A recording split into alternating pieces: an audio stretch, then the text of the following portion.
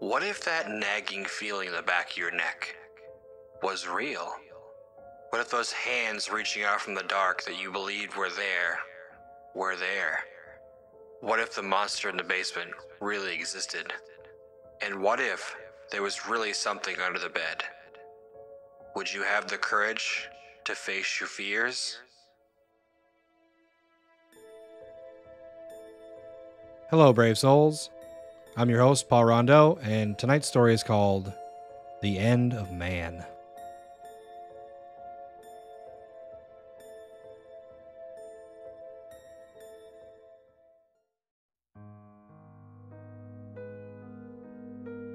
I think this might be the end for us. I think this might be the end. For us, anyway.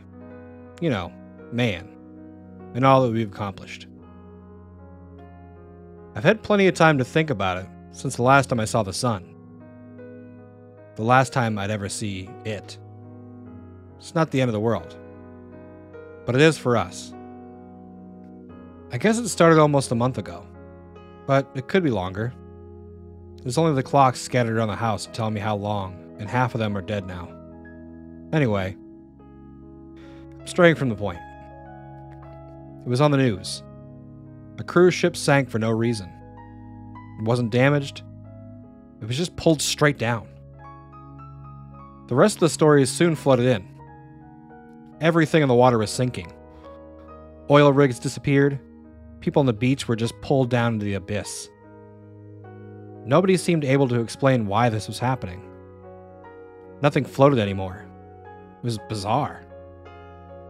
This filled the news for a couple of days until it just got frightening. It was during one broadcast that it changed for the worse. It was a report from some beach, an on-location report about this strange phenomenon. They were just recycling the same question we had all been asking for days. Suddenly, panic seemed to grip the face of the reporter. She screamed as the camera quickly tilted down. Her feet were sunk into the sand down to her shin. I remember smirking, thinking it was just some overly sensitive reporter messing up. But then the camera dropped. The remaining 10 or so seconds that followed showed not just the reporter sinking to the sand, but all of them. The whole media circus that had descended onto the beach to cover the same story.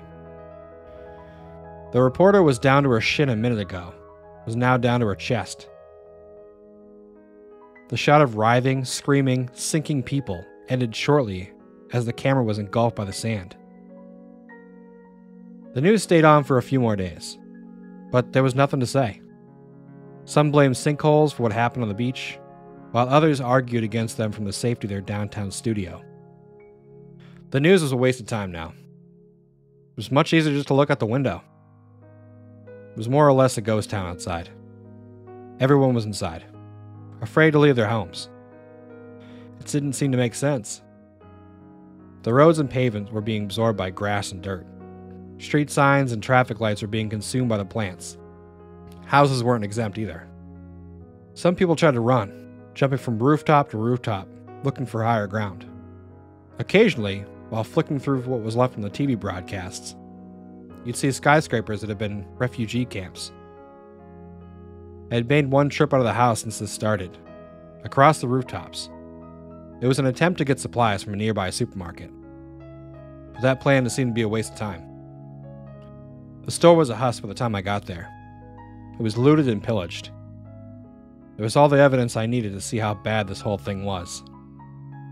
It's easy to be in denial about something like whatever this was, until it really seemed to affect you. When I got back to my house, I noticed something. My car was gone. Well, almost. You can see the top poking out from the overgrowth and loose soil. It wasn't just my car. It was all of them. Bigger vehicles were still in sight, only partially obscured, but they were going down too. A few days later, my whole bottom floor was subterranean. I had managed to block the windows and doors from bursting in from all the dirt and soil, but it was just a cell now, a mausoleum. It wasn't somewhere I wanted to be. I spent most of my time by an upstairs window, staring at the hostile world outside. My neighbor died yesterday. He fell off his roof and was swallowed by the earth. He's not the first to do that either. What made it notable was why he fell. He was trying to stop his dog from getting out. The dog's fine, or I assume so. It ran off. Animals aren't affected. This is our fate. That nihilistic little discovery was too much for me to bear. This whole thing was a living nightmare. I hit the bottle hard and passed out for the night. When I woke up, my head pounded in darkness. I flicked the light switches and the fuses, but the power was out. I took the flashlight by the fuse box and looked around the house for supplies. While checking the upstairs, I saw it. It was the last glimpse of natural light I've ever seen. I had been thinking it was just night, that I had slept all day in an alcohol coma. By the time I could cross the room or the window, it was gone. I was underground. I tried to get out, smashing through plaster and tiles to be greeted with a stream of soil pouring out from where the sky should be. I don't know how much longer I've gotten here. In my house-sized coffin. There's only so much food and air. I've got a little bit of light from a couple candles and a book of matches. The flashlight died some time ago. But this is our fate. Humanity's fate. Our return to the earth.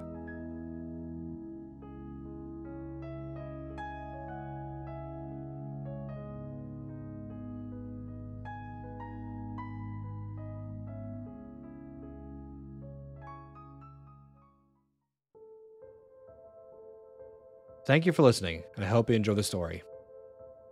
Come back next time for some more scary stories, and always remember to face your fears.